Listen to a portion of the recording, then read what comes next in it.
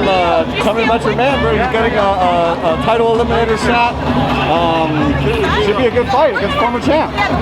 Well, yeah, you know, he's ready. He learned from his last one. You know, he was so confident of fighting Mario Barrios that we honestly thought we won that fight. But you know, I mean, it is what it is. We have to overcome those. And coming back, he's ready. He's trained really hard. Had a great camp. And we're looking forward to another world title. You know, that's why he's here. He's working hard. His mindset is ready. We made some adjustments, and we're gonna execute it tomorrow.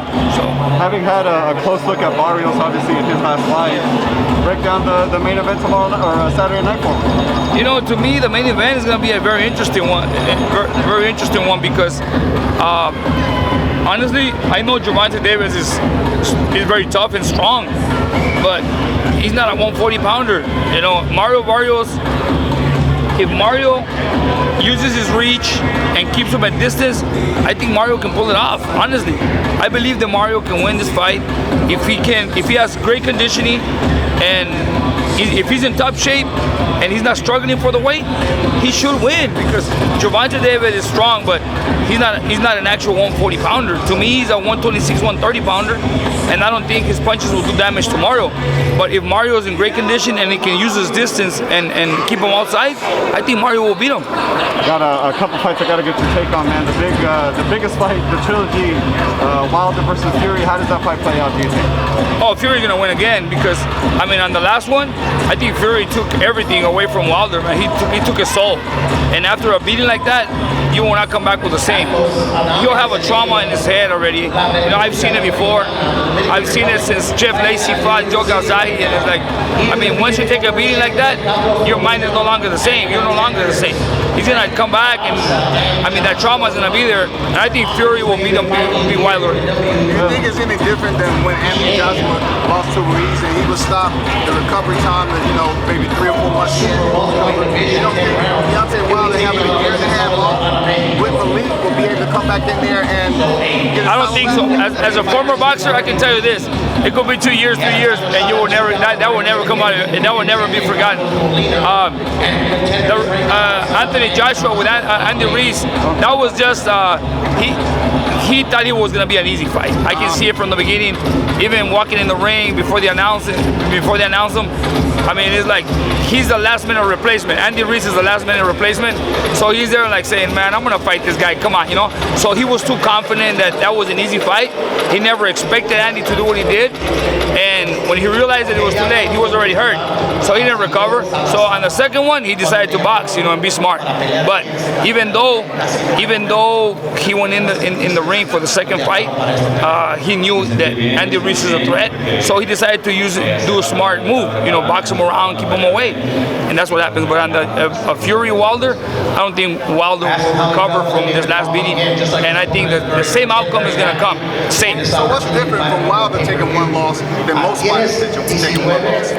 It was just the way. It was just the way of the beating that he took that night. You know, it was bad. It was brutal. I mean, sometimes fighters, you know, take a loss, but not with such damage that he took that night. That will leave a scar in your mind forever. So, and it builds the confidence on Fury to come in and saying, okay, I did it once, I'll do it again, and he already knows. I think the scar you talked about, I think it motivated Deontay Wilder. Well, yeah. I mean, obviously, when you got that magnitude of a fight, you have to show some motivation. Obviously, but behind your mind, there's always that, man, you know, the last time was hard. You know, let's see how it goes. Let's try it. And sometimes when the tough gets going, hey, you have to push through. Regardless, you're already in the ring. What Wilder needs to do on this one, he needs to be smarter than the first one. How? He needs to be more cautious. He needs to pick his shots and not get reckless like he did, because he was reckless on the first one. He was getting in there reckless. Instead of getting in there and trying to look for the knockout, be smart. Pick your shots. You know, frustrate Fury, frustrate him, and put in the work. You know, don't go in there trying to look for the knockout in the early rounds, because since he knows that he has a power, he tries to look for the knockout in the early rounds, and what happens? He unloads and he wears out, and then when he's wore out, that's when when Fury starts picking up, you know? So he needs to just basically pace himself for 12 rounds, be smart, and pick the right shots. Well, you're one of the few coaches that has a victory over Manny Pacquiao, man. Manny Pacquiao facing Errol Spence. What advice do you give Spence going into the Pacquiao fight? Look, all I can tell you is this. I saw Manny Pacquiao's last fight against Keith Thurman, and all the credit to Manny Pacquiao. He's a great fighter, he's a great warrior, a legend. At his age, 42 years old, still fighting young fighters like Errol Spence. We saw against Keith Thurman that he was dominating the early rounds. And what happens in the later rounds? That's what happens. You know, it's age. It's the age. He's fighting against a solid 147 pounder on Errol Spence, and I think he's gonna give Errol Spence trouble in the early rounds. But towards the later rounds, the same thing's gonna happen. Age is gonna kick in, and Errol Spence is gonna take over. I like that assessment because not many people are saying Pacquiao's age is going to be a difference in this fight. Oh, it is. Well, I saw it on the Thurman fight. Okay. On the Thurman fight, if you go back and watch the Thurman fight, Manny Pacquiao was very, very elusive, strong, and fast in the early rounds, and then towards the end of the round, Thurman was, landing some great shots and he was hurting him. But that's because of the age. You gotta understand, Manny Pacquiao has over 60 fights. Every fight comes with a territory. He's a training camp, wear and tear. So, 42 years old, any day age kicks in and you're done. I've seen it with Sergio Martinez, with Miguel Cotto, with everybody. There's a fight where age kicks in and that's it. And Manny Pacquiao is showing those symptoms already, even from his last fight against Thurman. I saw it, and I see, like I said, Manny Pacquiao can still put in a fight in the early rounds, but I don't think he'll hurt Errol Spence because Errol Spence is physically strong. He's young, but I think that in the early rounds he's going to give him problems. But after the 5th, 6th round, I think Errol Spence is going to start, dominating, but not because of the style. It's because of the age. Because Manny Pacquiao is already 42 years old.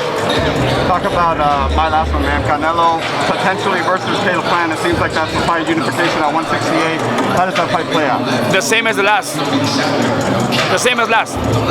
I guarantee you, Canelo has too much confidence. Canelo will walk him down with patience like he did to BJ Saunders. The same thing that happened to BJ Saunders is going to happen to Caleb Plant. That's it. Well, who is Canelo's biggest threat in your mind? The only one that can give Canelo is Benavidez. Benavidez is the only fighter that I see that can give Canelo problems, but at the end, Canelo will beat him too. What does Benavidez have that all these other fighters don't? Confidence, height, and he has a lot of balls. All right, everything good? How y'all feeling? Appreciate it. It's getting close to the fight day. How y'all feeling over there? See you guys, huh? Thank you, bro. Always.